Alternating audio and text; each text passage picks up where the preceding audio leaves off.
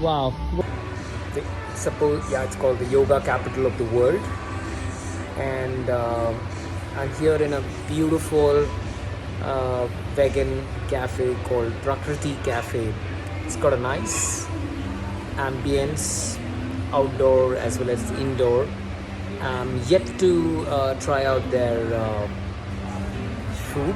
I'll let you know how it tastes. Here it has finally arrived.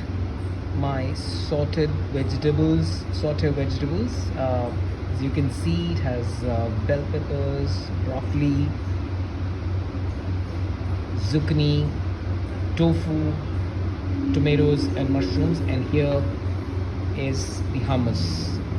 Can't wait to try it all. Wow.